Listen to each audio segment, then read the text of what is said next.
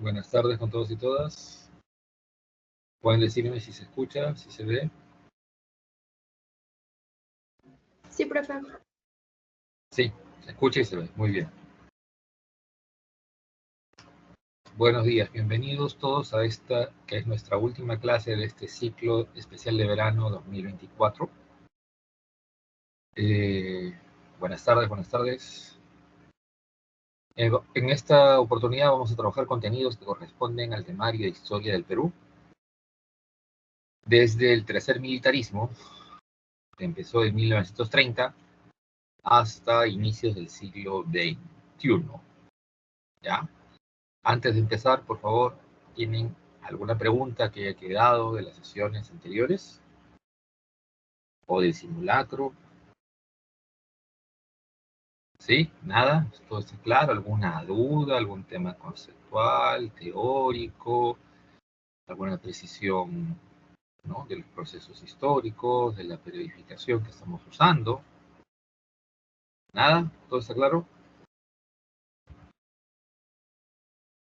¿Sí?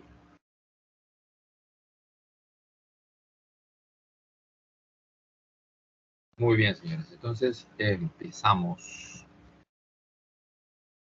Para hacerles recordar que el concepto de militarismo fue propuesto por la periodificación hecha por un historiador, ¿no?, experto en historia de la República. A ver, ¿quién fue ese historiador experto en historia de la República que hizo la periodificación que estamos usando?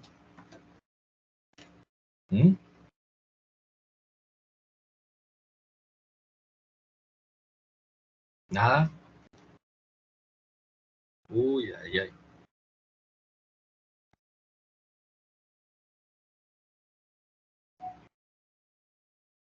Muy bien, María Fernanda. Jorge Basadre. Ya. Entonces, y el militarismo, por si acaso, es un concepto que Basadre crea para hablarnos de un periodo en el que gobiernan los militares. Pero no solo es el presidente militar, sino también ministros, viceministros, altos funcionarios, directores de las empresas, hasta los trabajadores. Entonces los militares asumen el control de la administración del Estado. Ellos manejan todo. ¿Ya?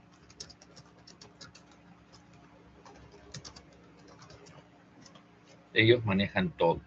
Entonces, para bien o para mal, para bien, para manejar de manera, según ellos, eficiente por ser vertical y autoritaria sus decisiones, no perder tiempo, ¿sí?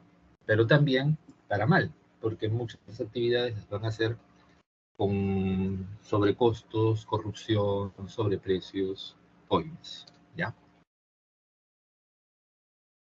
Eso sí es una de las cosas que va a quedar claro, ¿no? Que tengamos presente cuando hablamos de la historia de estos procesos militaristas.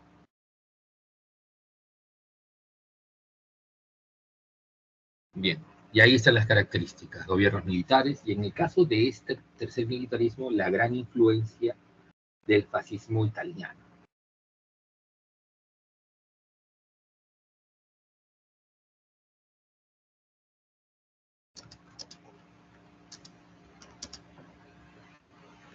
Del fascismo italiano, ¿ya?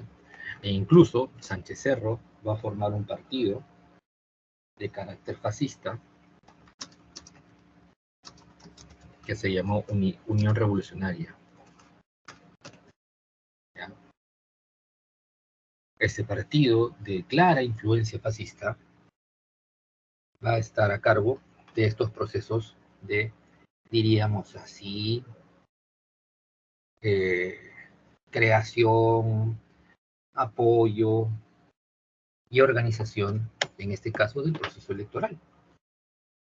Proceso electoral de 1931, en el que la Unión Revolucionaria pone como candidato al general, no, disculpen, comandante Luis Miguel Sánchez Cerro.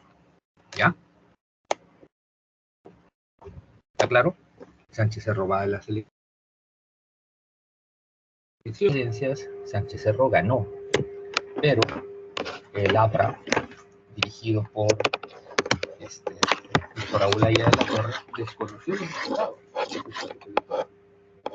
provocando una serie de conflictos, una serie de levantamientos populares que dieron lugar a las grandes insurrecciones que se van a manifestar durante varias semanas, durante varios meses.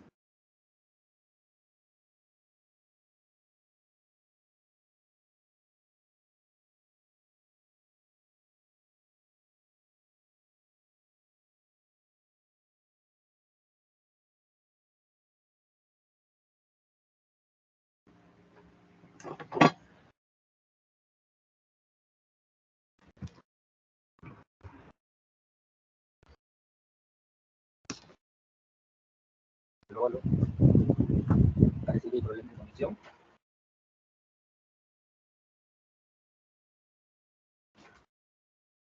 ¿Pueden decirme si está bien la conexión o hay problemas?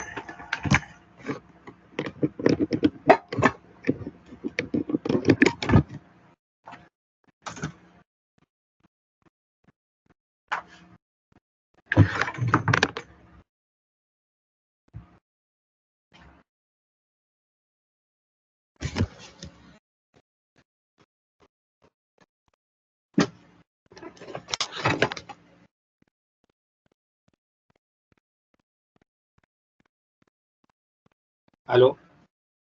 ¿Qué tal? ¿Está bien la conexión? ¿Me pueden decir? Porque se bajó la conexión, me salió en espera. Sí, profe, se le escucha bien. Ah, ya.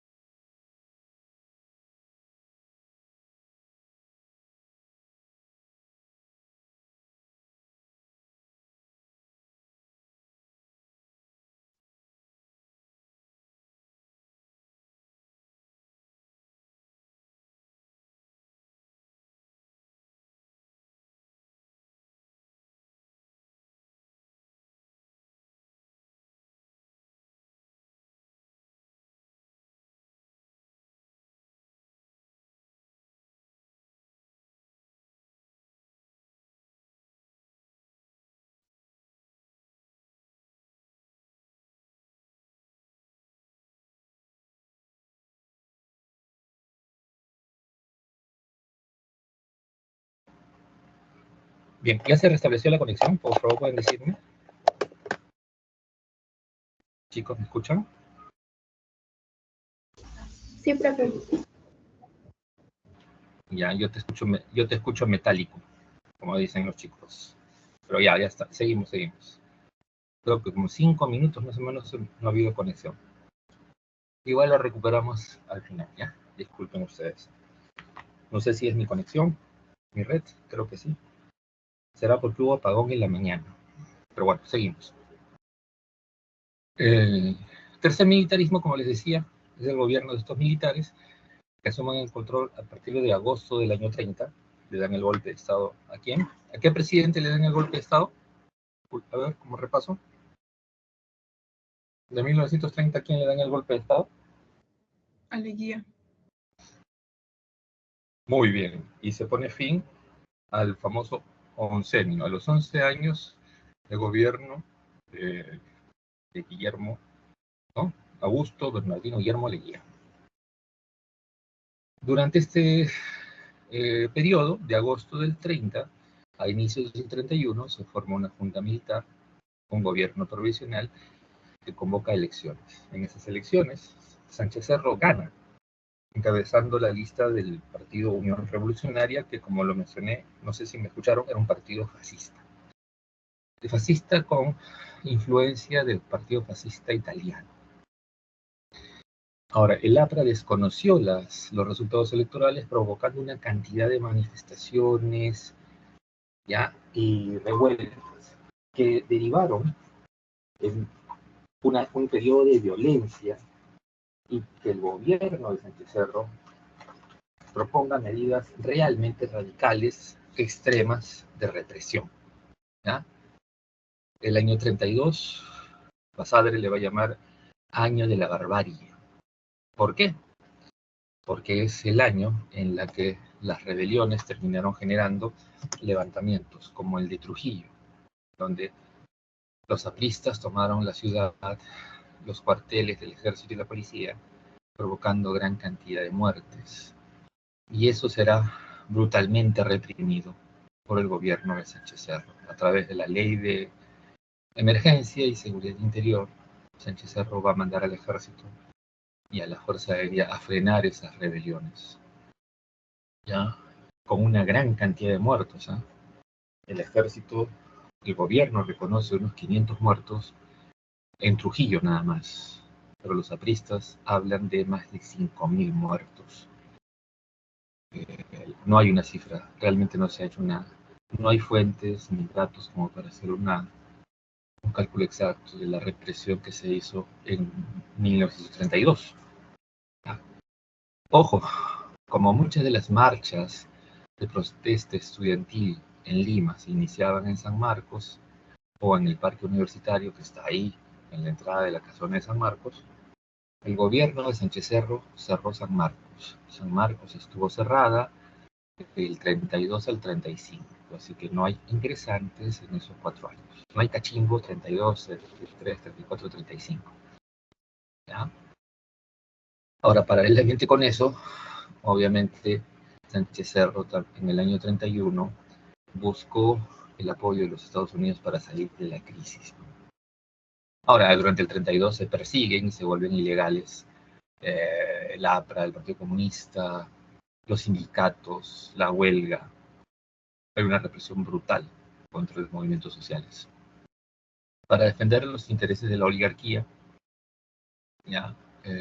Y, ojo, tratar de salir de la crisis producto de la Gran Depresión. ¿Ya? A ver, ¿por qué se produjo la Gran Depresión? ¿Por qué se produjo esa Gran Depresión mundial? A ver, como repaso de lo que hemos visto semanas anteriores. ¿Qué pasó a nivel mundial? Gran Depresión y crisis del capitalismo. ¿Por qué?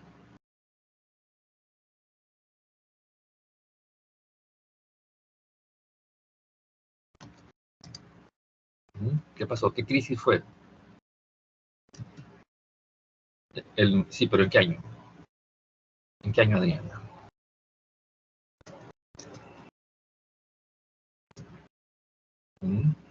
¿Qué año? 1900.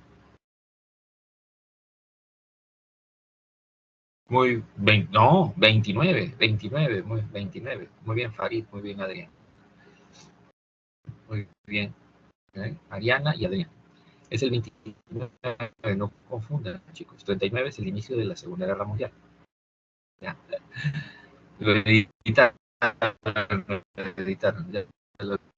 Entonces, la crisis de la economía genera crisis en Estados Unidos, crisis global y afecta obviamente al Perú. Listo. Se reprime brutalmente y la Gran Depresión, por si acaso, es del 29 hasta el 33. ¿Ya? Ahora, viene la misión Keckmeyer. ¿Ya? Keckmeyer, Alfred Keckmeyer, es un economista, ¿no? Se pide apoyo a los Estados Unidos para que nos ayuden a salir de la crisis. Y viene la misión Keckmeyer, ¿no? Con las ideas de Keynes, es decir, las ideas de si no hay demanda del mercado porque hay recesión, entonces el gobierno tiene que asumir la demanda, creando actividad económica, obras públicas, grandes obras públicas, una gran inversión en obras públicas y cerrando la economía, regulándola para evitar los problemas que genera la libre competencia. ¿Ya?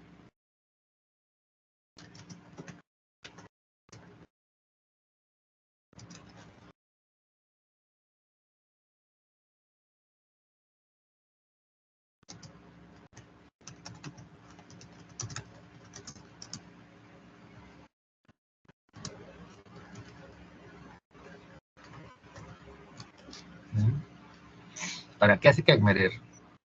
Reforma el BCR, da una serie de medidas que luego se implementan con más fuerza en el gobierno de Benavides. Ahora nos metemos en una guerra, la guerra con Colombia. ¿Por qué se produce esa guerra? Colombia, del año 22, recibe, a través del Tratado Salomón-Lozano, un montón de territorios en el oriente, en la selva.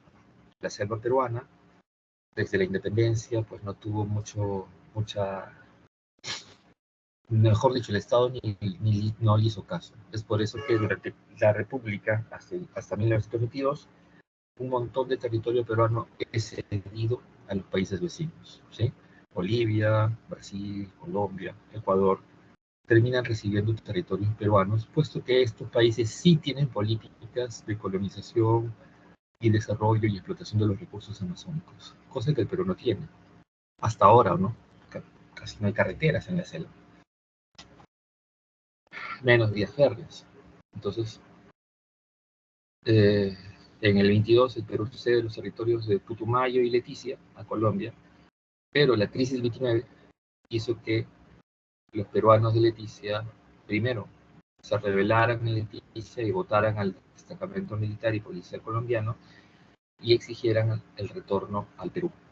Esto genera que el gobierno de Sánchez Cerro entre en guerra con Colombia, y esa guerra fue un desastre para nosotros. ¿Ya?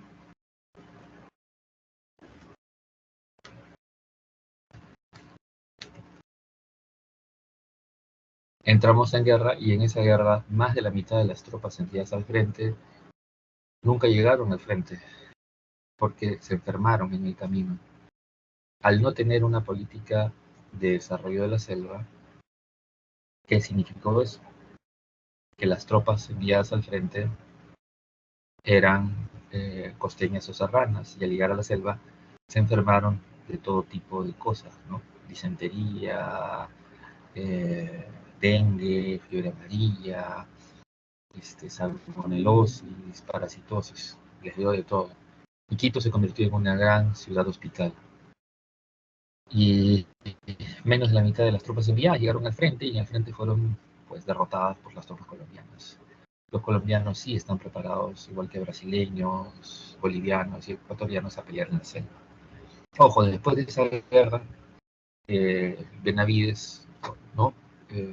Mandó varios oficiales y técnicos del ejército a estudiar a Panamá, ¿ya? Y aprender tácticas de guerra en selva.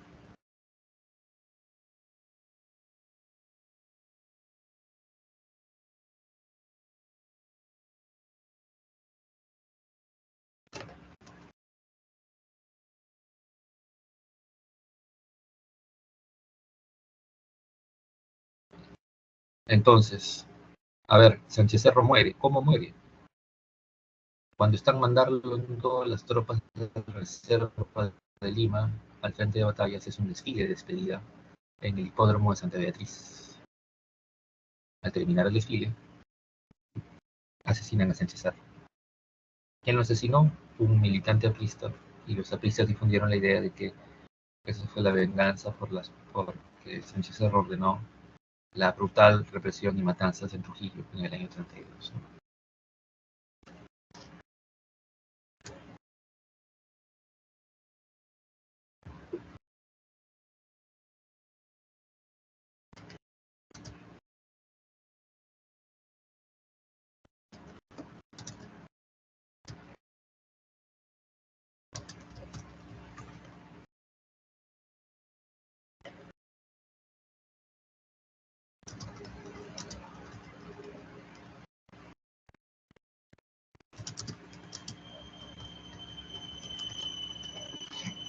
Bien, ahora Sánchez Cerro muerto, quien asume el gobierno es el general Benavides. Benavides mantuvo la represión más o menos hasta el año 35.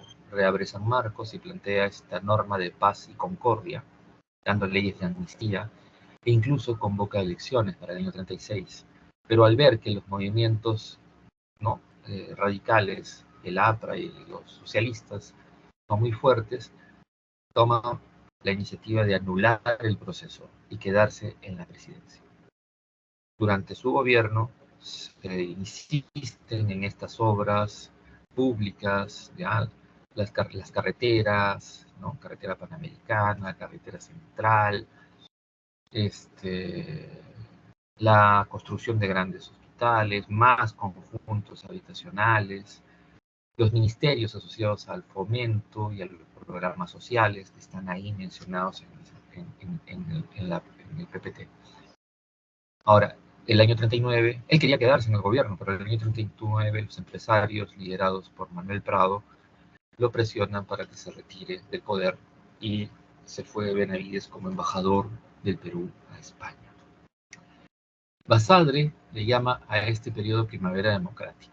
¿Por qué? Porque durante este corto periodo de tiempo, 39 hasta el 48 aproximadamente, el Perú vivió una época de desarrollo económico, incremento de las exportaciones, ¿no?, tolerancia política con los partidos que fueron perseguidos y una mayor participación, ¿no? Los partidos de izquierda, el APRA en esa época era de izquierda, participaron en las alianzas electorales de distintos candidatos. Por ejemplo, se aliaron a Bustamante. Y los comunistas se van a aliar con Prado, ¿no? O sea, es así. Pues pueden ser que ideológicamente sean contradictorios, pero en lo político se juntan. Hay una idea que Maquiavelo plantea y que es sintetizada por Napoleón. Una idea que marca bien qué cosa es la política, ¿no? A ver, ¿se acuerdan de esa idea?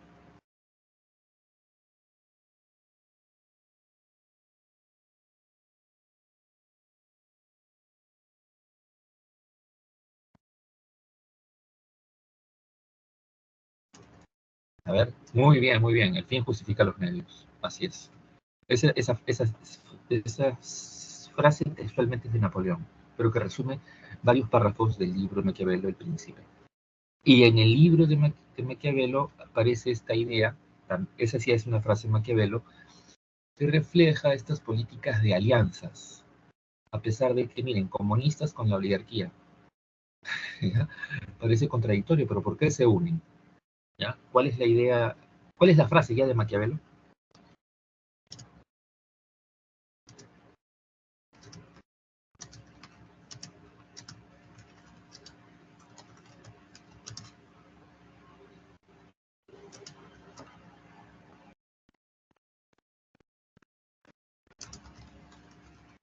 ¿Mm?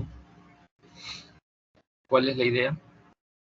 Que hace referencia a las alianzas, y idea que Maquiavelo la sintetiza, pero él dice que eso es una parte de la política y del instinto político humano de todos los tiempos. ¿Mm? Nada. Que habla justamente de eso, ¿no? Que no hay ética ni un principio ideológico en la política.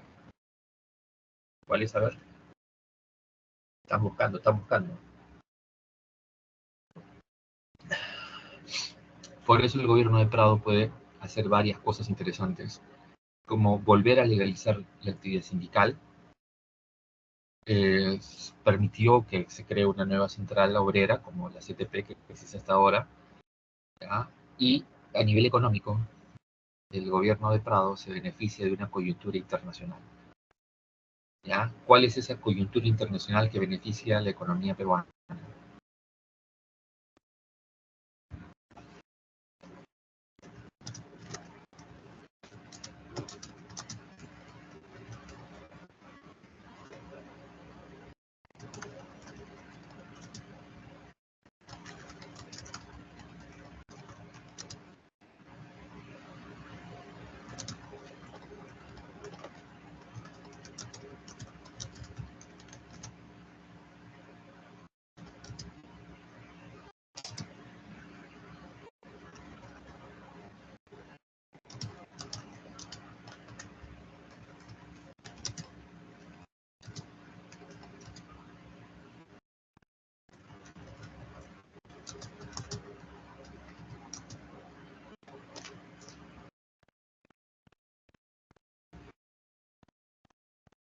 Nada. ¿Cuál es la coyuntura internacional, señores? La Segunda Guerra Mundial, que permite el crecimiento de las exportaciones. ¿No se acuerdan de eso? Además, acá está. Fíjense, Segunda Guerra Mundial empieza el 39 y termina el 45. Justamente el primer gobierno de Manuel Prado. Por eso tenemos una gran cantidad de exportaciones, un incremento alucinante en los ingresos del Estado a través de los impuestos que se cobran por esas exportaciones, ¿no? Algodón, caucho, cobre, por ejemplo. Y el Estado es un Estado intervencionista.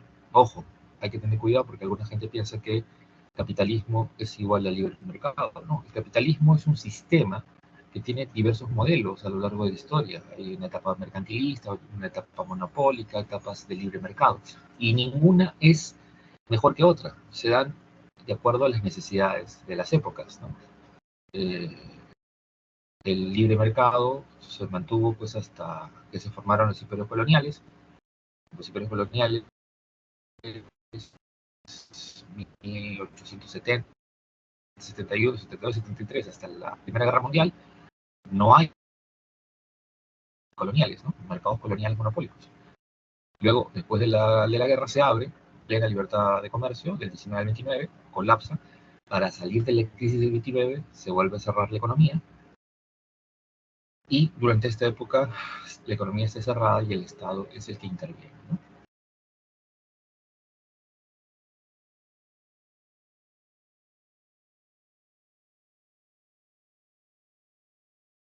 ¿Claro? Entonces, en el año 40, por ejemplo, para hacer una buena planificación económica, Prado hace un censo nacional.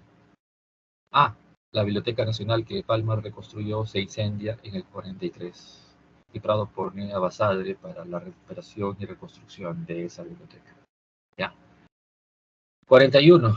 Entramos en guerra con Ecuador. ¿Por qué? Desde el 40 al 41, los ecuatorianos están comprando armamento, incrementando su número de soldados. ¿Ya?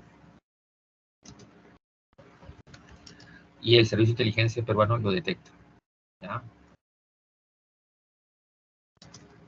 Pero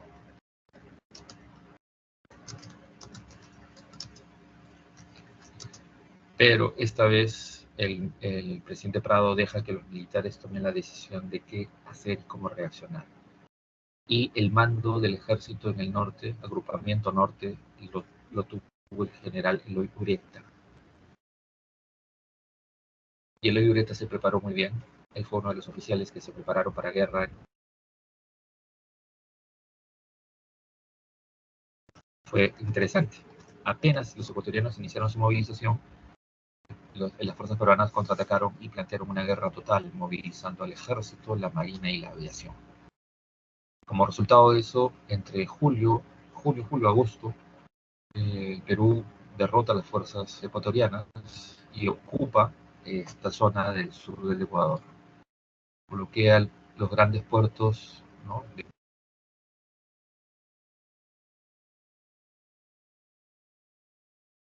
la provincia del Oro.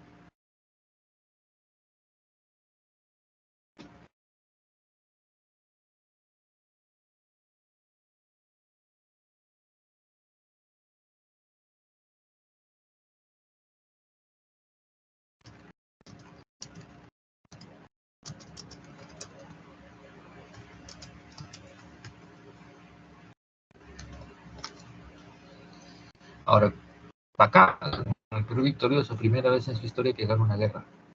Pero en diciembre del 41 Japón ataca a Estados Unidos. El ataque a la base aeronaval de Pearl Harbor. Estados Unidos convoca a todos los países de América Latina a una reunión diplomática para tomar una decisión con respecto a la agresión de las potencias fascistas. Esa reunión se hará en enero del 42 en Río de Janeiro. Y en plena reunión, Ecuador se pone el tema de la ocupación militar peruana en el sur del Ecuador. Eso obligará a que Estados Unidos, Brasil, Argentina y Chile negocien un proceso de paz y que el Perú devuelva los territorios ocupados. A eso se le llamará el protocolo de paz, amistad y límites de Río de Janeiro. Así fue la gracia, ¿no? Ojo, los ecuatorianos tenían una diplomacia tan agresiva que hasta 1998 el mapa oficial de las Naciones Unidas, la Unión Europea y los Estados Unidos decía que Perú ocupó Tumbes y Maynas en 1941. La diplomacia peruana es una sarta de lentejas. Bien, 45, elecciones generales. ¿Quién gana? Gana José Luis Bustamante Rivero con apoyo de la APRA, ¿ya? Que se llamó Frente Democrático Nacional, FREDENA. Varios partidos, ¿no? Bustamante, que era un abogado y profe arequipeño, es el que gana las elecciones, pero quien habla en los mítines es Aida de la Torre, sobre todo. Ahora, es interesante, van aliados hasta que Bustamante saca a los apristas de la alianza política y les quita los cargos públicos que les dio. ¿Por qué? Porque justamente a partir del año 46 el Perú entra nuevamente en crisis porque Estados Unidos dejó de comprar nuestros recursos y materias primas.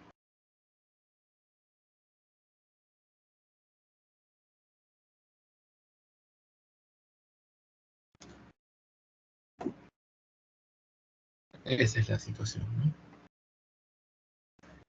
Ahora, cuando Bustamante saca a los apristas, ¿y por qué los saca? Los saca porque entre el 46 y 47 Bustamante intenta hacer las reformas que habían programado junto con los apristas, y estas reformas van a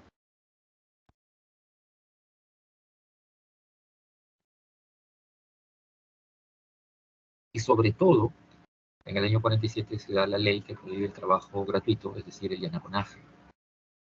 Entonces, según una economía en crisis, con recesión, al gobierno se le ocurre que todos los yanacones deben pasar a ser trabajadores en planilla con, ¿no?, derechos laborales, lo cual es pues alucinantemente absurdo en una época de crisis.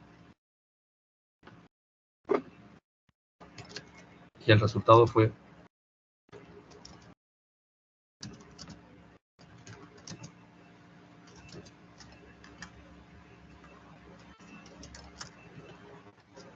y ahí los empresarios se opusieron al gobierno y los empresarios van a boicotear la política de Bustamante. Y los apristas van a enfrentarse a los empresarios, incluso haciendo acciones terroristas, van a quemar fábricas, empresas, almacenes, camiones. Y en uno de esos atentados matan a dueños del diario La Prensa, uno de los tipos más ricos, empresarios muy ricos de Perú, Alejandro Graña. Ya, Alejandro Graña Garland es asesinado y todo el mundo sabe que son estos grupos que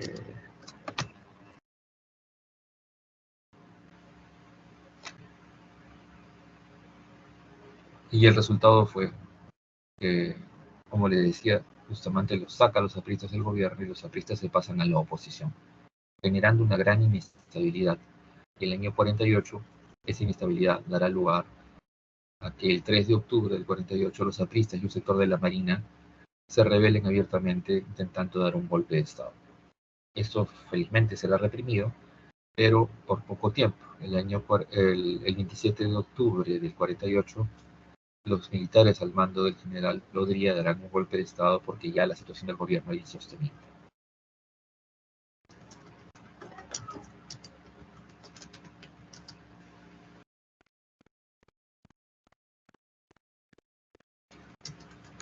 ¿Ya?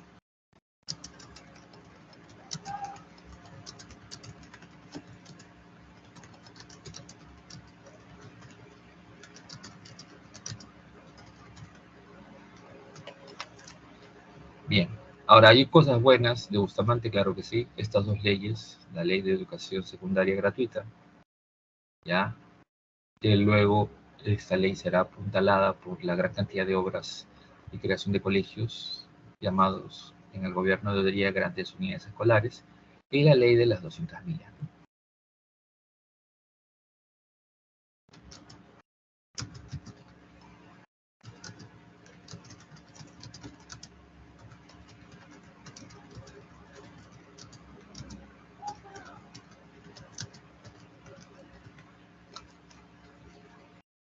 Bien, ¿alguna pregunta hasta acá?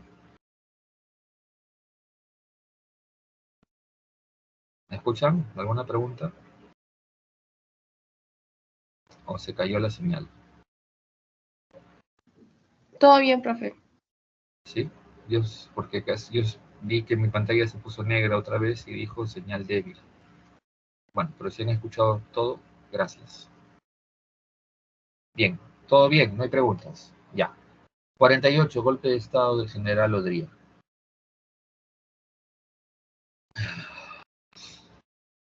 Ojo, el grupo, los apristas, así, con sus atentados, sus intentos de rebeliones, los intentos de golpe de estado habían creado una inestabilidad impresionante. Así que Odría reúne al alto mando de las Fuerzas Armadas y policiales y deciden dar el golpe de estado para poner orden, ¿no?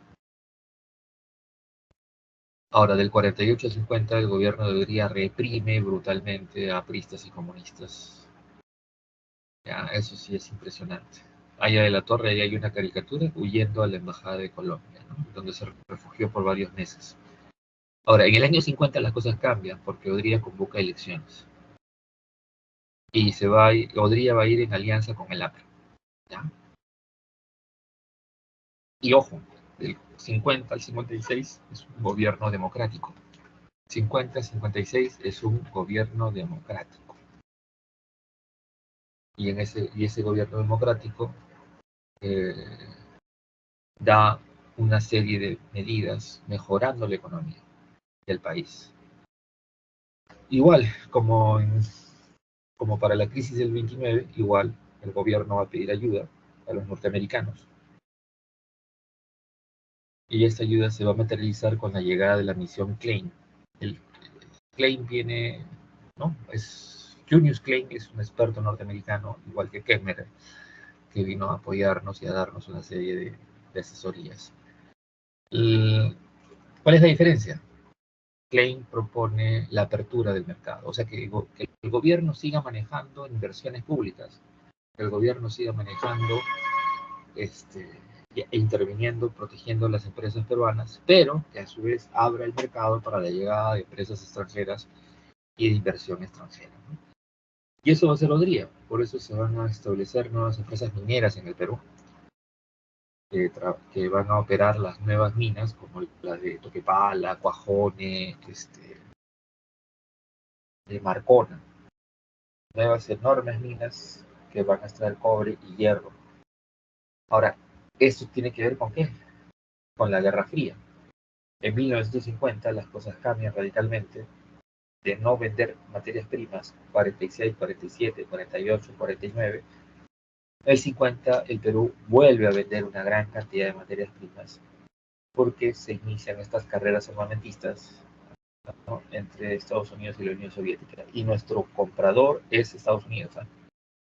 Por si acaso, a lo largo de toda la Guerra Fría, solo le vendemos a Estados Unidos y a sus aliados. No le vendemos nada a la Unión Soviética, por si acaso. Bien, ¿qué más? La gran inversión en obras públicas, sobre todo en Lima, ¿sí? Ya no le van a llamar a los conjuntos habitacionales, les van a ir cambiando de nombre, ¿no? Leguía le puso Barrios Obreros, eso se mantuvo con Sánchez Cerro. Luego, con, eh, luego le van a llamar unidades vecinales, luego le van a llamar, para esta época se va a llamar unidades de vivienda, y con Dires de Belaunde le van a llamar residenciales. Ahora, para hacer todas esas obras y un montón de edificios y obras públicas, el Estadio Nacional, las ciudades universitarias, chicos, ¿sí? La ciudad universitaria de San Marcos, de la UNI, de la Agraria, de la Cantuta, en Lima y en provincias también. Para todo eso se necesita gran cantidad de mano de obra y eso va a motivar un proceso migratorio impresionante desde el interior del país hacia, sobre todo, las grandes ciudades y particularmente Lima.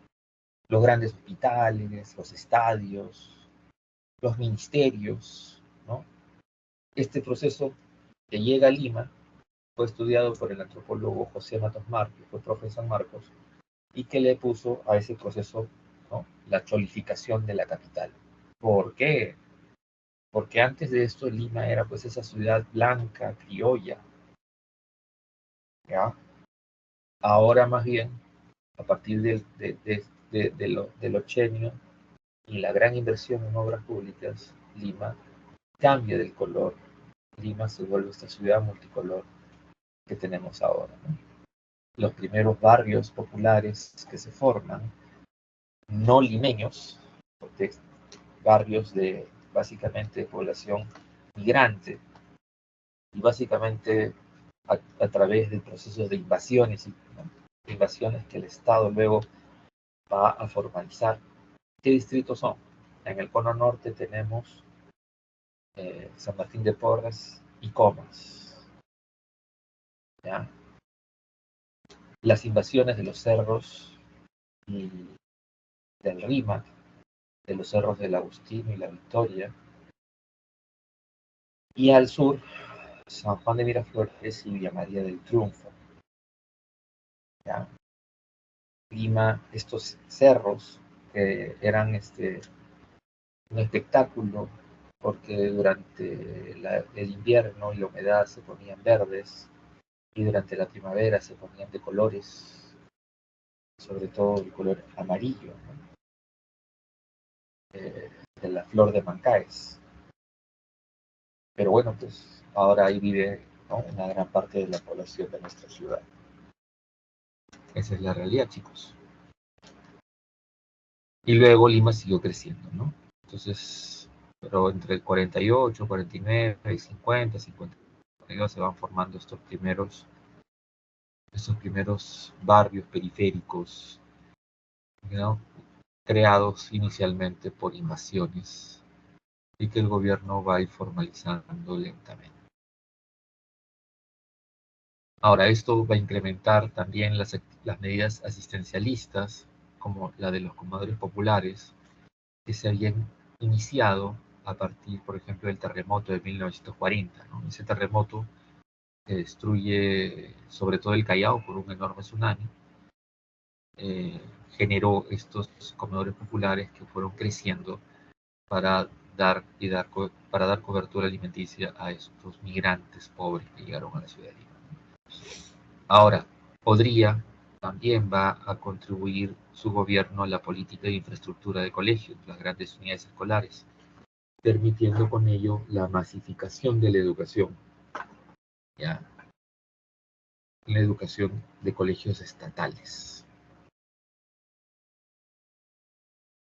Acá está la esposa de Odría, que fue una de las grandes artífices de estos procesos de asistencialismo, ¿no? De estas instituciones asistencialistas, María Delgado.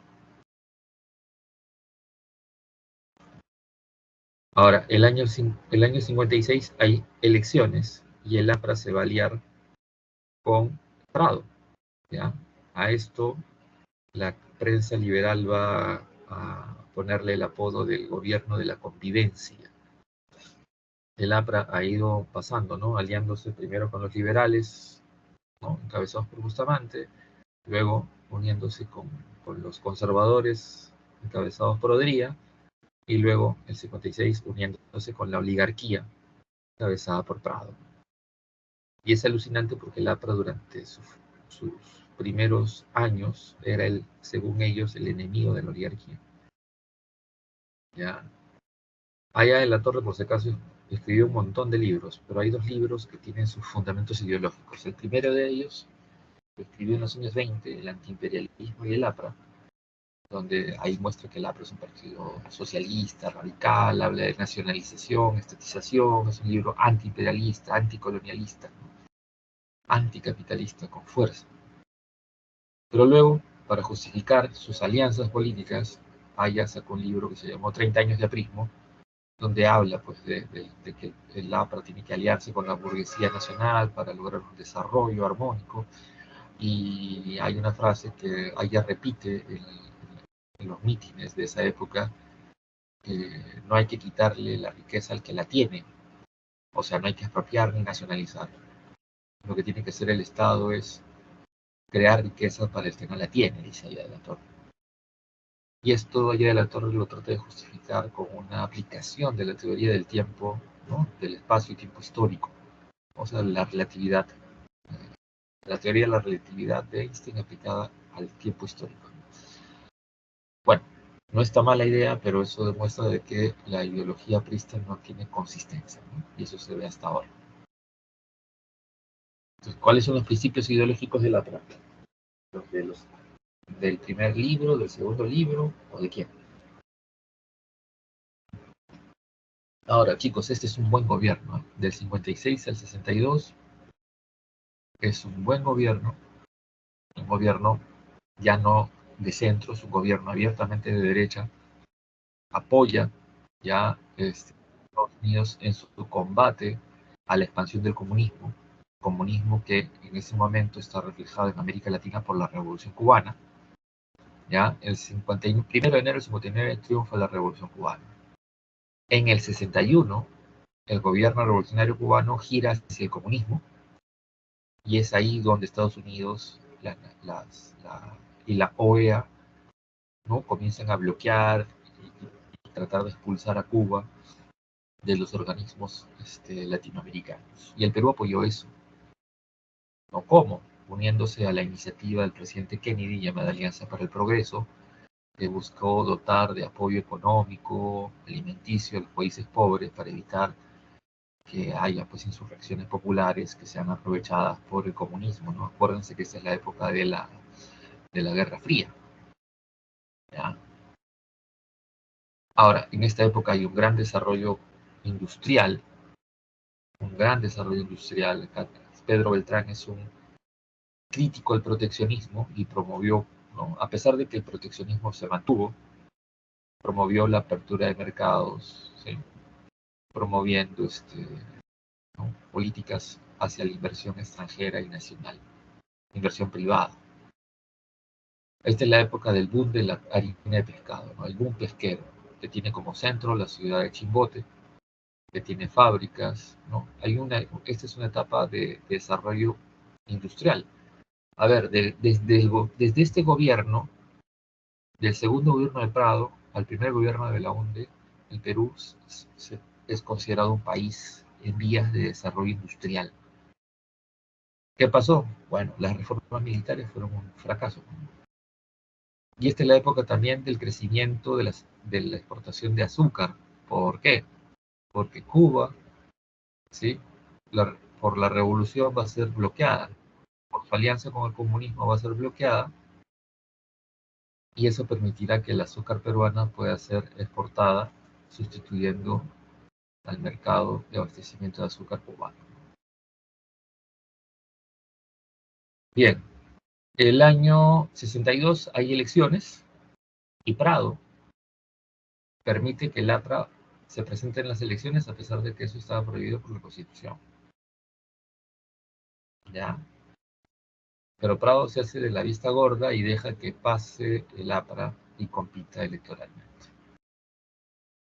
El problema es que el APRA hace campaña electoral con su primer libro, el que estaba de moda, miren, hace 62, estaba de moda el antiimperialismo. A ver, ¿qué conflictos ideológicos, políticos, militares están dando en esa época? Uno es la Revolución Cubana, ya ni hablar. 62 es la crisis de los misiles, si se acuerdan, octubre del 62 es la crisis de los misiles. ¿Ya? ¿Y qué otro conflicto internacional enfrenta a estos bloques? ¿Cuál es el otro conflicto? A ver, ¿qué guerra? ¿En qué país? ¿Qué país asiático?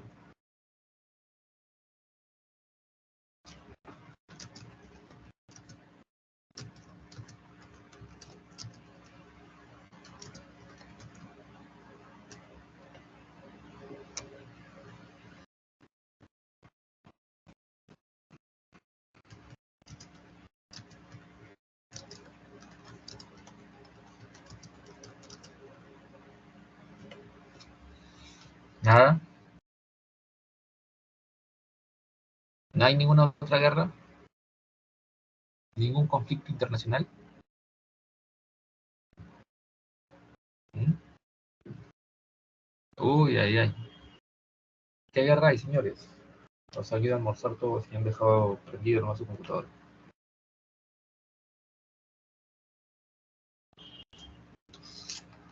La guerra de Vietnam, señores. Y el 63 Estados Unidos interviene ya de manera directa. ¿Ya? Estados Unidos interviene de manera directa. Hasta el 62 era a través de asesores militares, entrenamiento, equipamiento militar. Pero el 63 ya se mete con todo.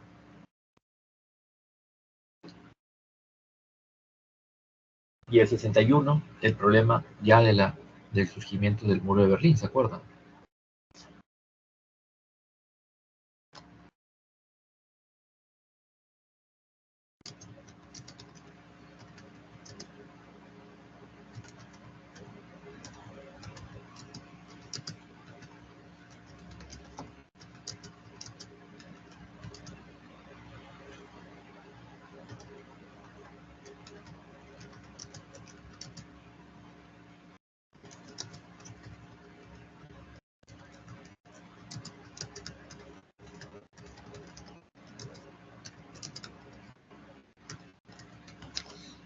Bien.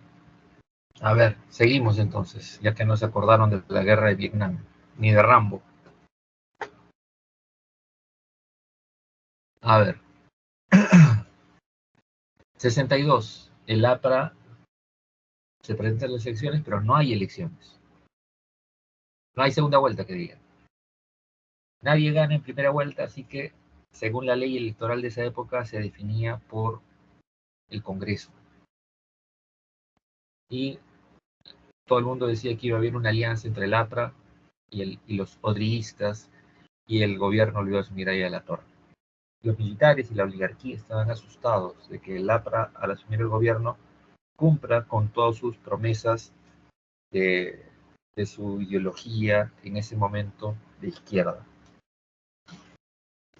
Por esa razón, días antes de que se dé la sesión del Congreso para elegir al presidente, el 18 de julio del 62, el Comando Conjunto de las Fuerzas Armadas da un golpe de Estado.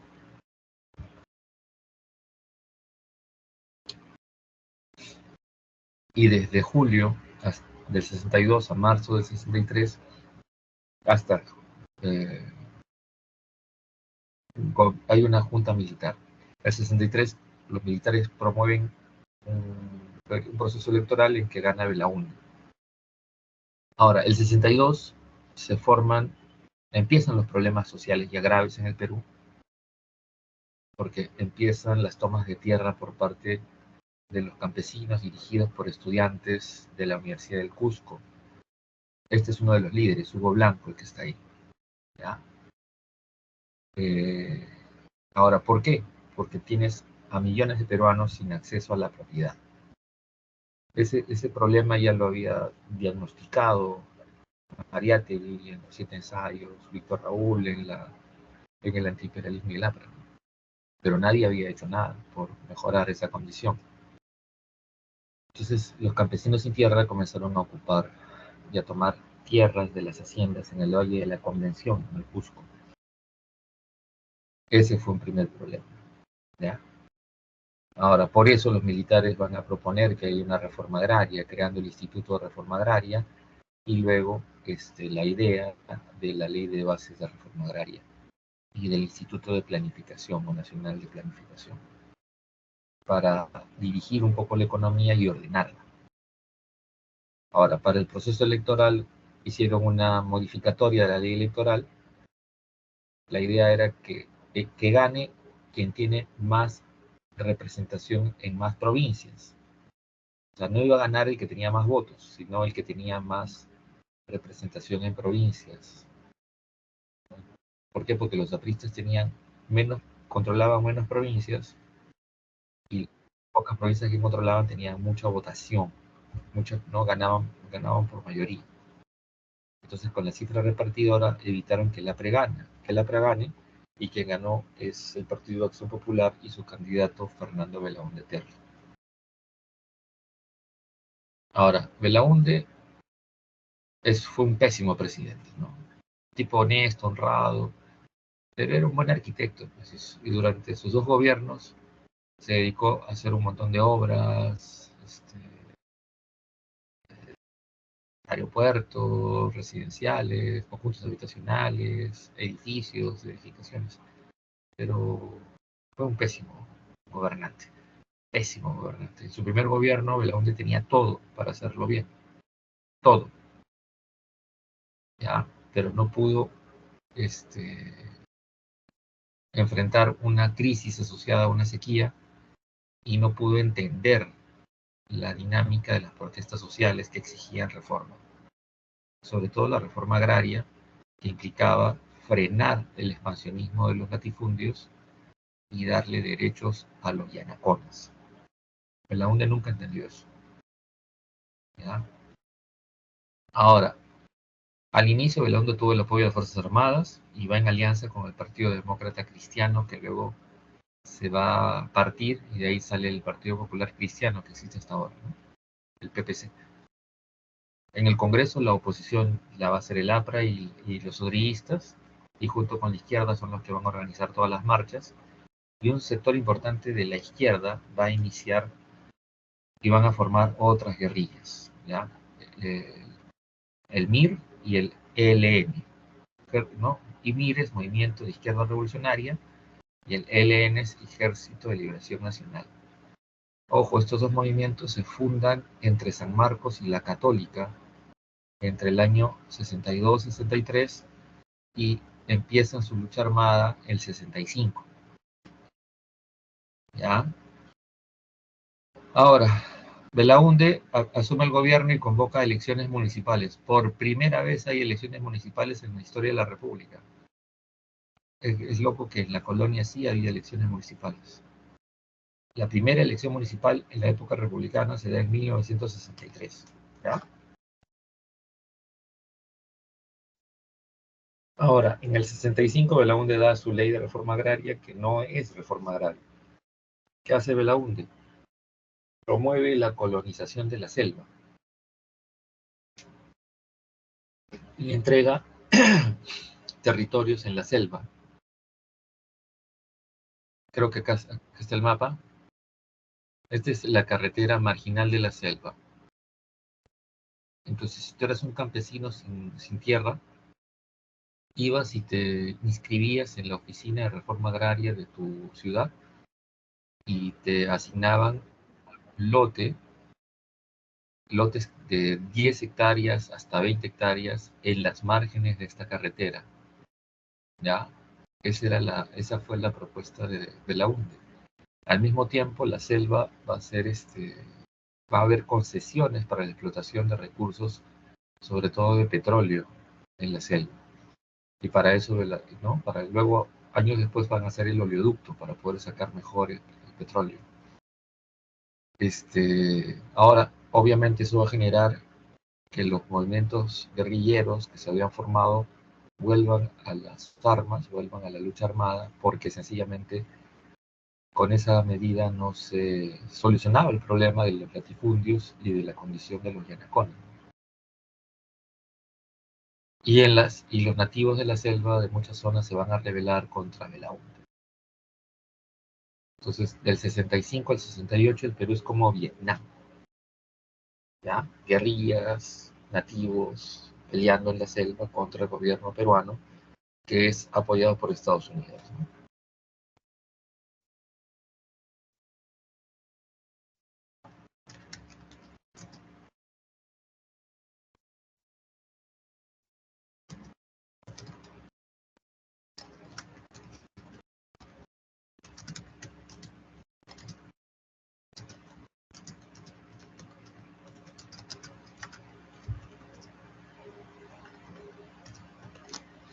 Bien, ahora, la crisis del gobierno de Belaúnde se acelera con el escándalo de la firma del Acta de Talara.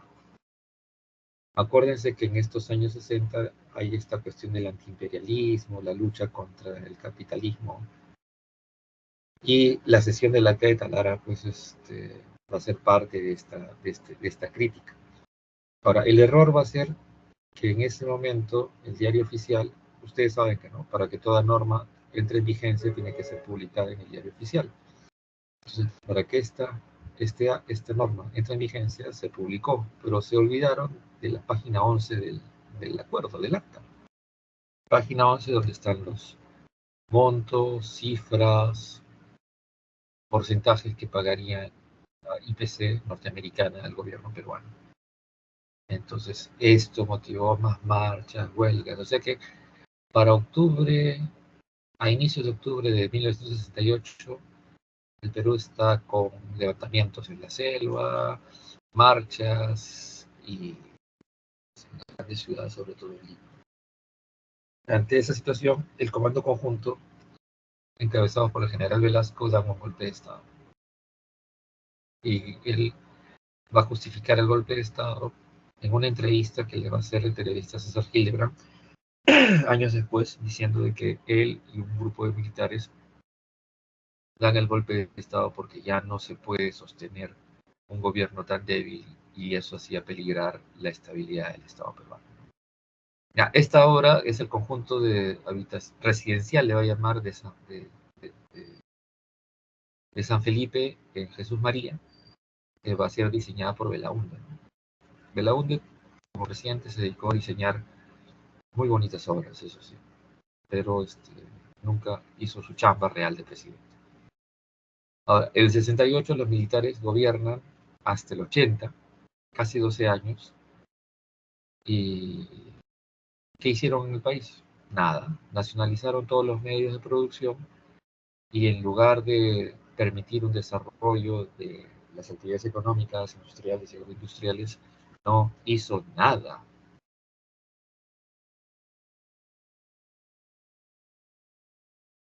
¿Ya?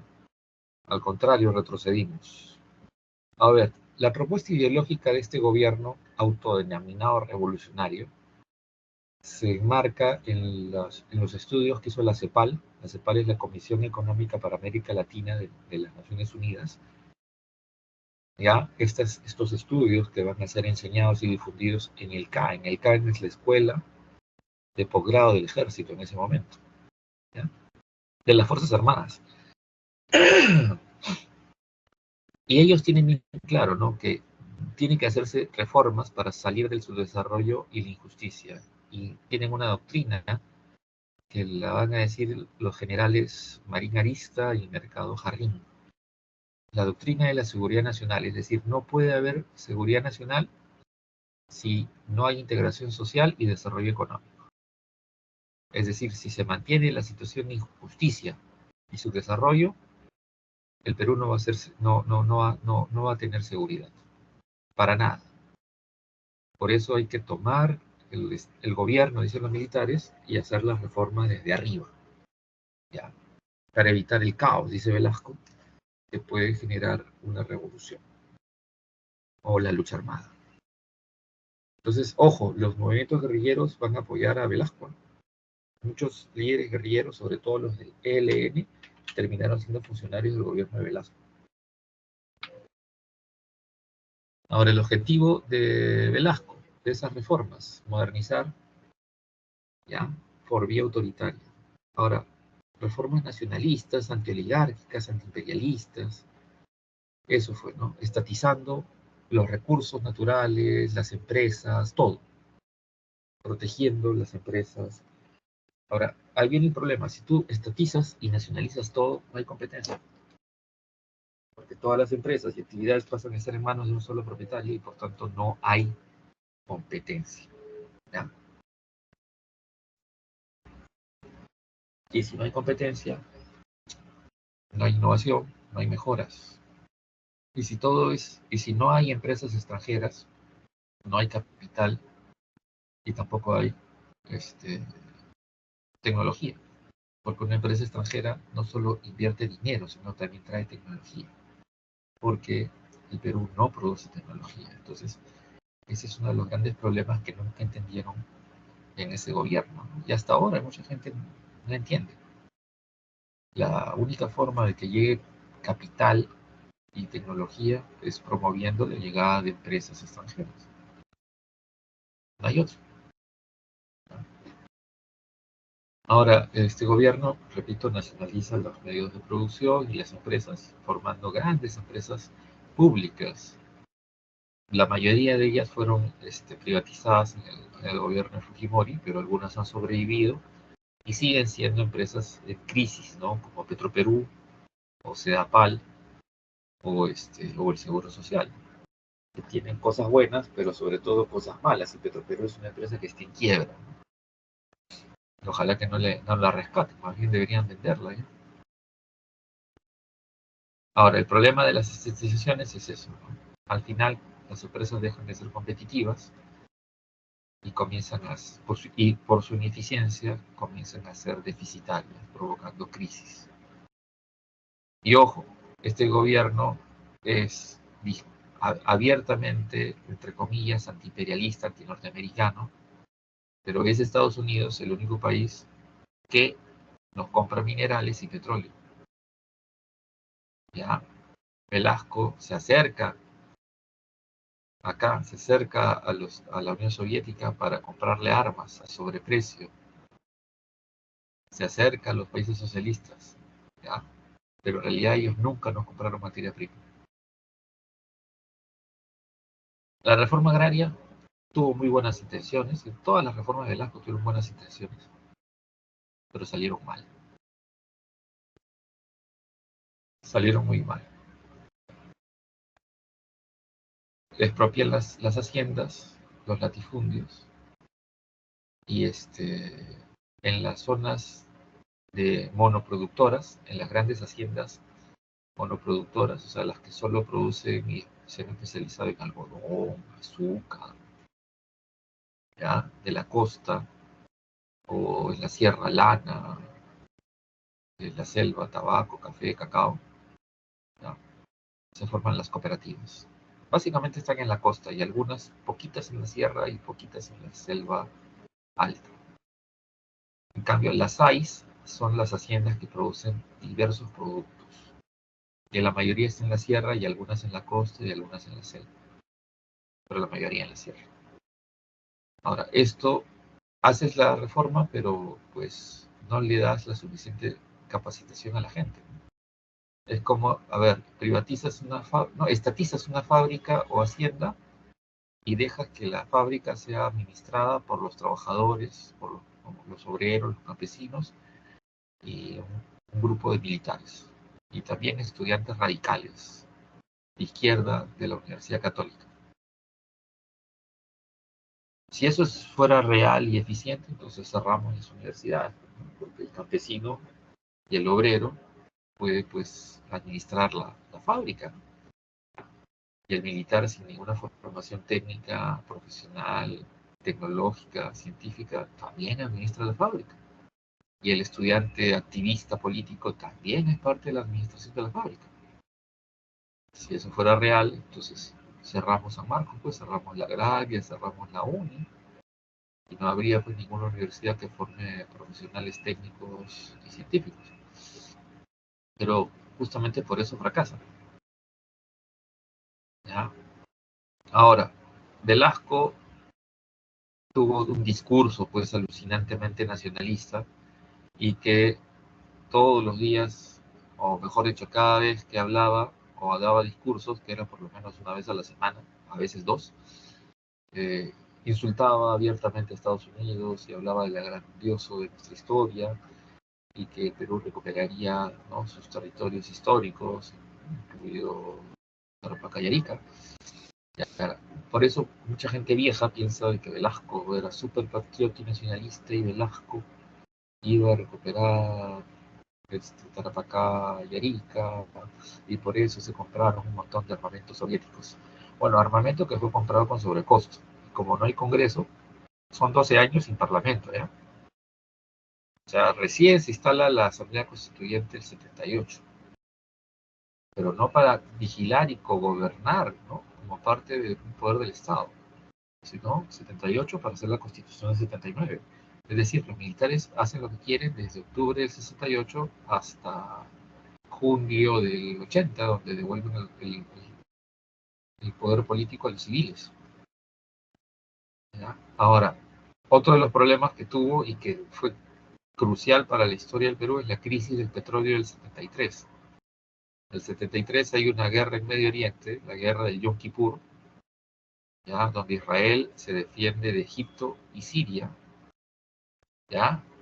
Gana esa guerra, pero en venganza los países árabes, productores de petróleo, reducen la cuota de extracción de petróleo, subiendo el precio del petróleo.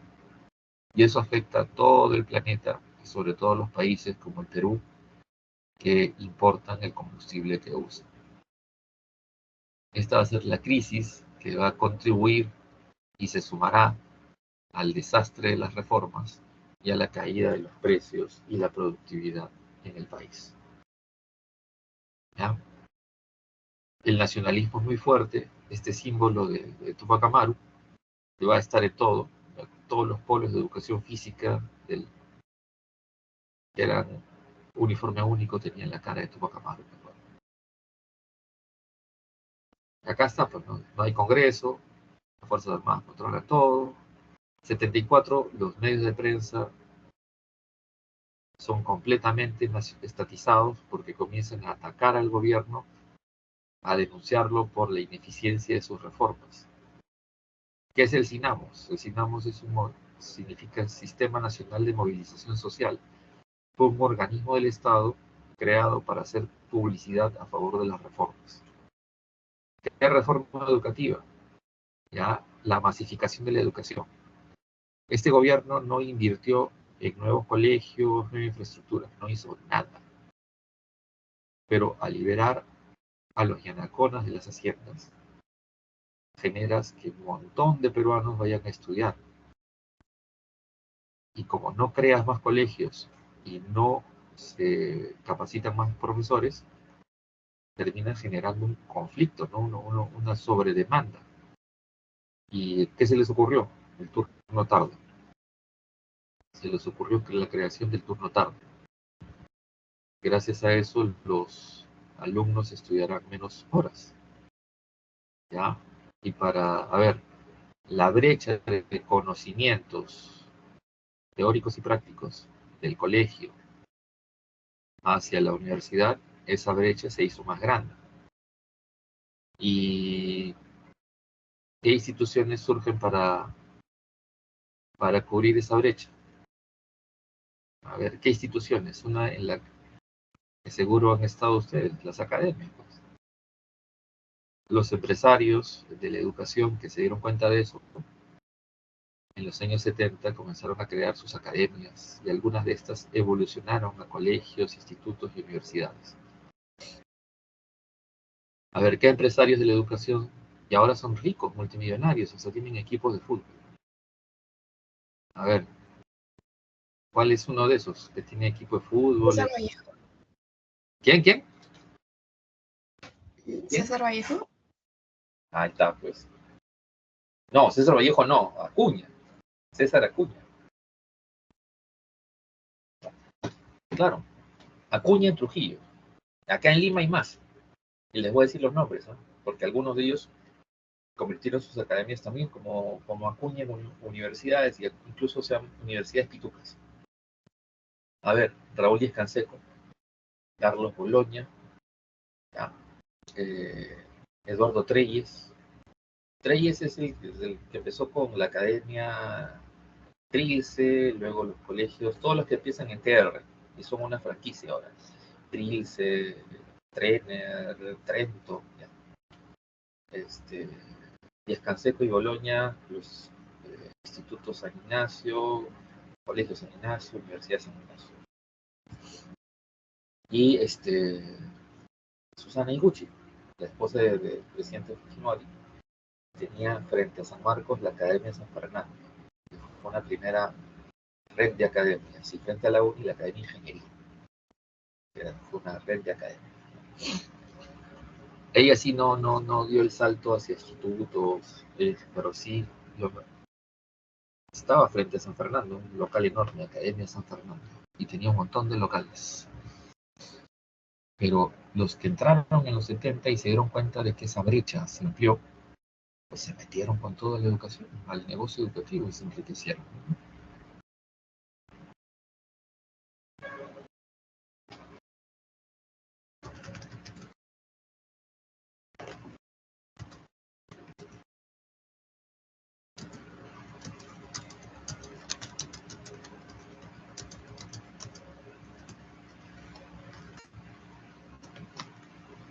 Bien. A Velasco, a ver, como el 74, ya empezamos la crisis, la caída de las exportaciones, el desastre económico. A ver, chicos, las reformas económicas son tan malas que a partir del 75, 76, el Perú tiene que comprar, chicos, tiene que comprar trigo, cebada, soya, papa, maíz, carne y lácteos. Hasta ahora, ¿ya? Y si viene Mega Niño, también tenemos que comprar arroz y azúcar. Y cada vez que hay algún problema, hasta compramos limones. ¿Se acuerdan del año pasado, cuando se dio este ciclón Yaku? Se cayó la producción de limones en el norte del Perú y tuvimos que comprar limones a Ecuador y a Colombia. ¿Ya? Y hasta ahora, repito, compramos esos productos alimenticios. Antes de las reformas económicas de los militares, el Perú era totalmente autónomo en la producción y consumo de alimentos, y también en la producción industrial. O sea, hasta el 68, autos, camiones, buses, ¿ya?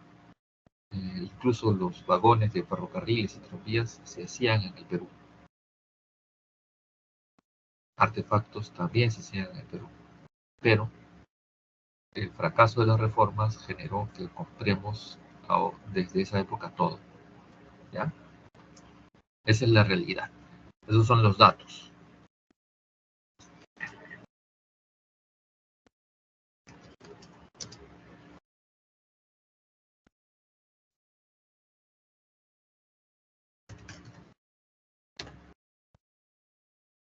Bien.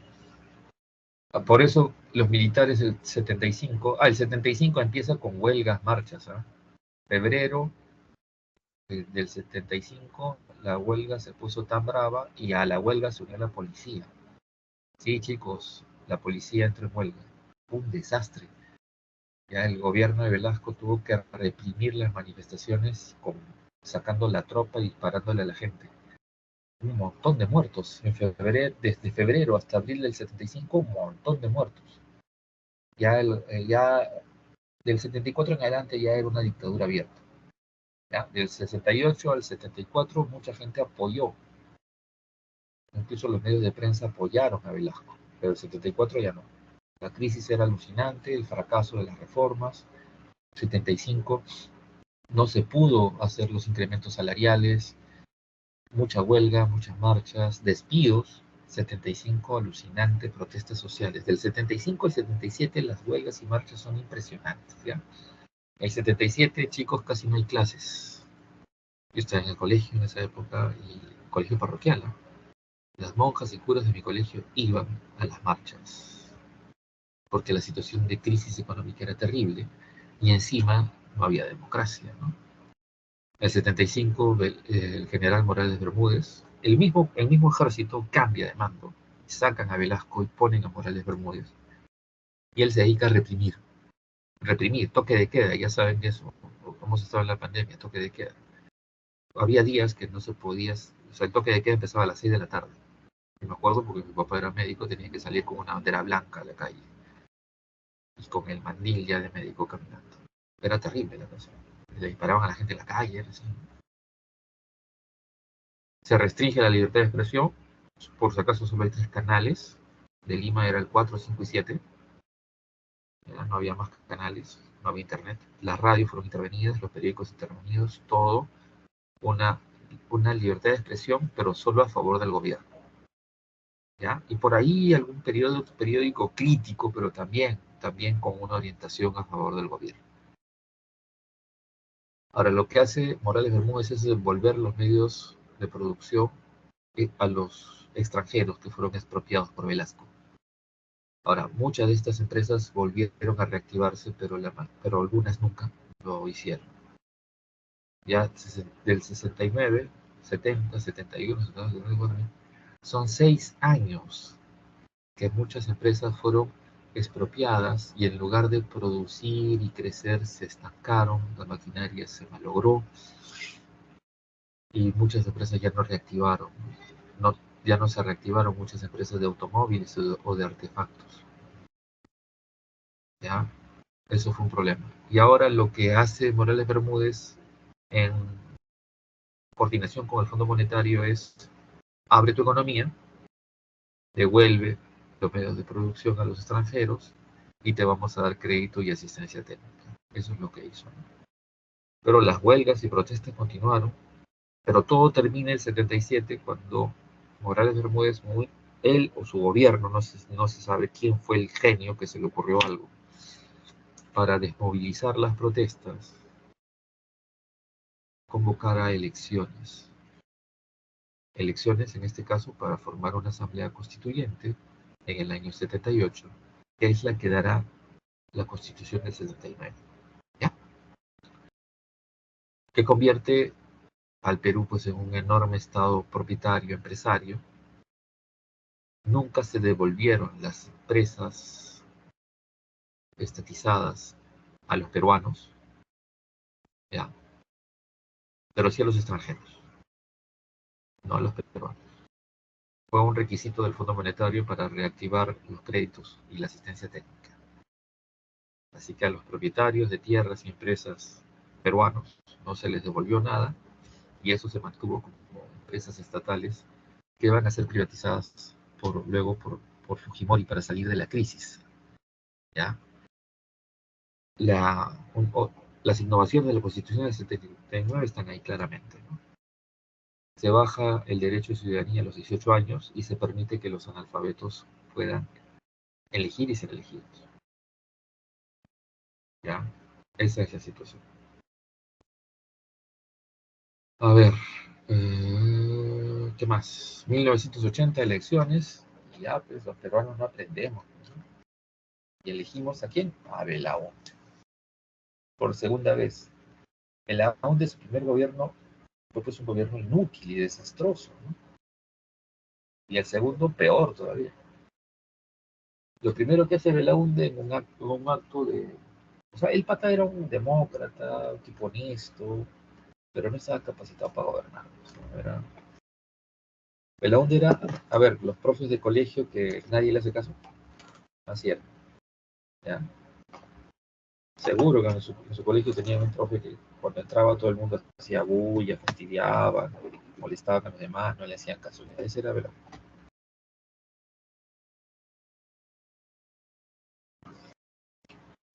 Belaúnde, segundo gobierno. El primero que hace es devolver. los medios de comunicación a sus legítimos dueños, restituir las elecciones municipales. Medidas muy democráticas. Ahora, con el respaldo del Fondo Monetario, intensifica la apertura del mercado y el Fondo Monetario le da una gran cantidad de préstamos para un montón de obras. Chicos, el Perú tenía una crisis económica alucinante. ¿Por qué? A ver, los años 80 es el fin de la carrera armamentista. Ya desde el año 1980 al 82, Estados Unidos y la Unión Soviética están negociando, bueno, frenan la carrera armamentista y están negociando la política de desarme, desmantelando bases militares, submarinos, portaaviones y misiles nucleares. Y aviones incluso. ¿Ya? Y eso nos afecta directamente porque el Perú solo vende minerales a Estados Unidos que son usados para la fabricación de armamento. Entonces, entramos en crisis rápidamente. De la crisis, de la reforma agraria e industrial que no se salía, se sumó la crisis de la caída de, de las ventas de minerales. Entonces, la pasamos muy mal, pero Belaúnde sigue endeudándose, haciendo un montón de obras, ya estos conjuntos habitacionales o residenciales en San Borja, en Matambo, en Marbella, Precursores, Próceres, Santa Rosa, Tahuantinsuyo, María Auxiliadora, Amauta, toda la Gran Lima. ¿Qué más me olvidé de ver? Ah, Ventanilla. Todos estos conjuntos habitacionales. Es impresionante, ¿no? No hay plata, da puro préstamo y encima compra armamento. ¿Ya? Compra armamento porque los militares, ahí viene el problema, ¿no? El año 81, los militares le dicen a Belaúnde de que durante toda la fase militar, las políticas de frontera fue un desastre, se desprotegieron las fronteras y los ecuatorianos volvieron a invadir territorio peruano y establecer bases en territorio peruano. Por eso el término falso Paquicha. Paquicha era una base ecuatoriana, pero al otro lado de la frontera, los ecuatorianos invadieron territorio peruano, hicieron una base y le pusieron Paquicha, como si fuera parte de su territorio. Y Belaúnde ordenó al ejército desalojar a estas bases y destacamentos militares ecuatorianos. Un conflicto limítrofe, una pequeña guerra con Ecuador, otra más. Perú apoyó a Argentina en la guerra de las Malvinas, enviando aviones, misiles y técnicos, incluso pilotos, pero los pilotos argentinos no permitieron que los pilotos peruanos vayan a combate. Ojo, Argentina luego nunca nos apoyó en las otras guerras. Al contrario, en la guerra del 95 con Ecuador, Argentina le vende armamento a Ecuador. ¿Ya? A ver, se cambia la moneda del sol peruano al INDI. ¿Ya? Ahora, encima del desastre económico de este gobierno y el incremento de la deuda externa, encima a eso, ¿ya? Tenemos un mega niño, el 83, 84, que destruye toda la economía peruana. Y encima, el año 80, empiezan las acciones terroristas de Sendero Luminoso, que es un grupo terrorista que surge del Partido Comunista. Y el año 84, las acciones terroristas del MRTA, que es un grupo terrorista que surge de un sector del APRA, que se llamaba APRA Rebelde. ¿Ya? Así que el gobierno de Belaúnde, si el primero fue malo, el segundo gobierno de Belaúnde fue para llorar. ¿Ya? Pero podría haber algo peor, sí, Alan García. A ver, si te gusta, si tienes un buen razonamiento verbal, vas a entender una broma que mi papá hacía. Con Belaúnde llegamos al borde del abismo. Pero con Alan García dimos un gran paso adelante. ¿Entendieron o no entendieron? A ver si funciona su habilidad verbal a pesar de la larga clase que tenemos. ¿Nada? ¿Entendieron o no entendieron? Ah, por ahí hay una risa. Sí, pues, este es el peor gobierno de la historia del Perú. Todo lo que se podía hacer mal se hizo. ¿Ya? Todo lo que se podía hacer mal se hizo. Heterodoxias, ¿qué significa en economía? Que se toman ideas sin haber sido puestas a prueba, experimentadas. ¿Ya? Se gobierna por decreto, sin tener el nivel académico y práctico para saber si eso funcionaría o no. ¿Ya? Se controlan los precios. Tú puedes controlar los precios en un determinado momento, pero no para siempre. Tú puedes subsidiar a las empresas, pero no para siempre. ¿Y qué fue el dólar MUC? Alan García sacó una norma ya propuesta por su ministro Enrique Cornejo, que es profe en San Marcos, que es el típico economista heterodoxo, que propusieron que para que los empresarios peruanos reactiven sus empresas, sus fábricas y traigan tecnología, el gobierno les vendería los dólares a mitad de precio. Dólares que están en el Banco Central de Reserva, dólares de la Reserva Nacional, serían vendidos a los empresarios a mitad de precio para que ellos modernizaran, actualizaran su tecnología. ¿Ya? Eso significó un desastre para la economía peruana, una gran pérdida de recursos. ¿Y cómo sabemos eso? Porque en el año 87 García se dio cuenta de que hay una fuga de capitales. Las empresas ese dinero se lo llevan para invertirlo en otros países. Así que el 87 a la García se le ocurre estatizar el sistema financiero. Eso es un absurdo. O sea, que todos los bancos pasen a ser propiedad del Estado. Da esa ley y la da a la Cámara de Diputados. La Cámara de Diputados la aprueba y luego pasa a la Cámara de Senadores que lo rechaza. En ese proceso se demoraron un mes. En ese mes todas las empresas extranjeras se fueron del Perú.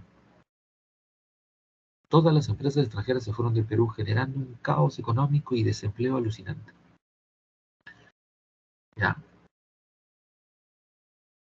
El 28 de julio, en su discurso, el 28 de julio del 88, García da una norma por la cual solo va a pagar el 10% del PBI en la deuda externa. Eso significa que es una decisión unilateral. ¿Ya? Normalmente es el 25%, pero él lo bajó sin consultarle al Banco Mundial y al Fondo Monetario, lo bajó al 10%. Resultado, se fue toda la ayuda técnica y financiera del Perú. Eso es lo que hizo la García. Ahora, para mantener cierto nivel de consumo, comenzó a hacer lo que le llaman la maquinita. ¿Qué es la maquinita? La emisión inorgánica de dinero. Había tantos billetes que no tenían ningún valor. En mi casa jugábamos Monopolio con billetes de verdad. ¿Ya? Jugábamos casino, póker con las monedas de verdad porque perdían valor rápidamente. ¿Ya? Los paquetazos que son, como el gobierno tenía controlados los precios, ¿no? Una vez a la semana o a veces 2 veces a la semana, el gobierno sacaba normas fijando el precio de los productos de primera necesidad. Es un absurdo que el ministro de Economía esté fijándose y dedicándose a mirar precios. Y eso hacían los ministros de esa época. Este gobierno era un desastre, ¿no? Total. ¿Qué más? ¿Qué otro término que está por acá? Inelegible, o sea que ya no nos dan crédito ni asistencia financiera ni tecnológica. Hiperinflación. Chicos, la inflación de este año es, del año pasado, ¿cuánto era? No llegó al 3%, ¿ya? No llegó al 3% en todo el Perú el año pasado.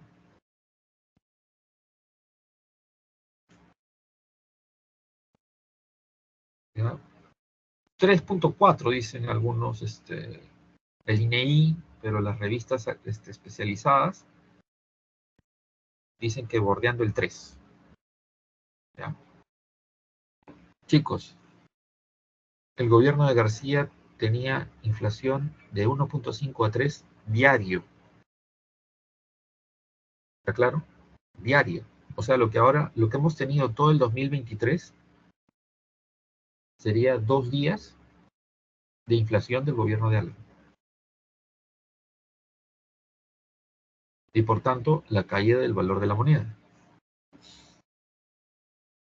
¿Ya? ¿Está claro o no está claro? 48% en un mes.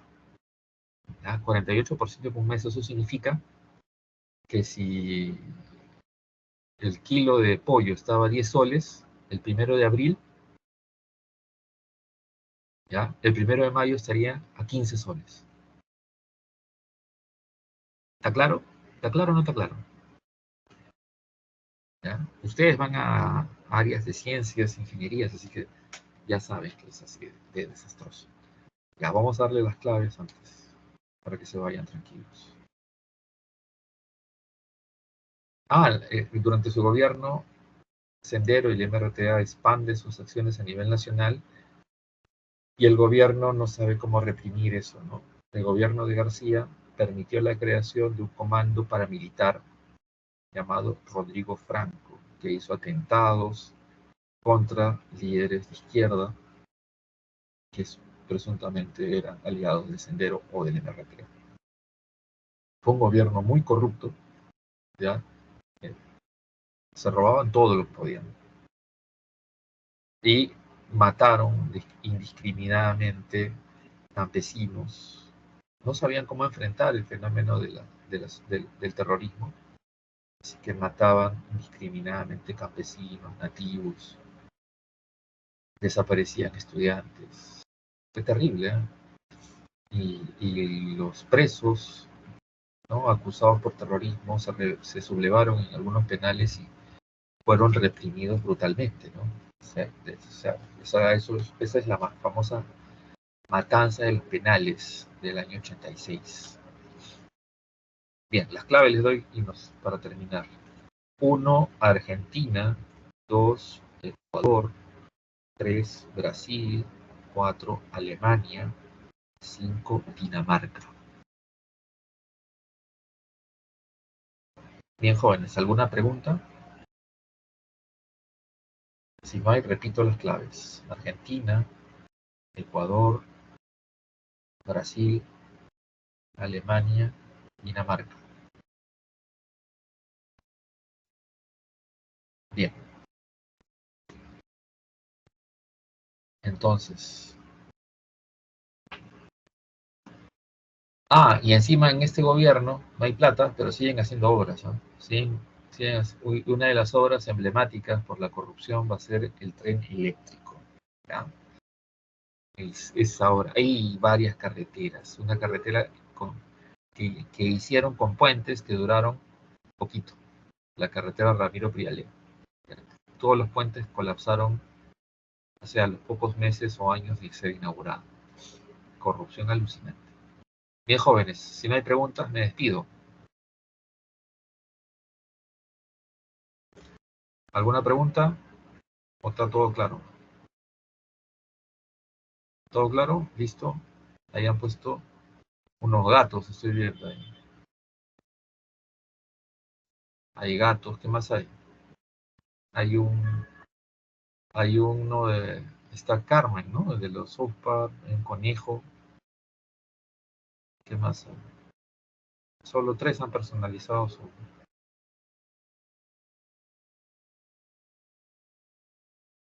Kerman. Con tal que no te parezcas a ese personaje de Ricardo. Bien, señores, un gusto, que les vaya bien y espero que tengan un buen puntaje, ingresen. Y si no, pues sigan mejorando sus estudios para ingresar a esta universidad. Cuídense mucho, que les vaya bien. Ah, es Kenny, muy chiquito. Kenny es el que se muere a cada rato, ¿no? Mataron a Kenny. Cuídense mucho, que les vaya bien.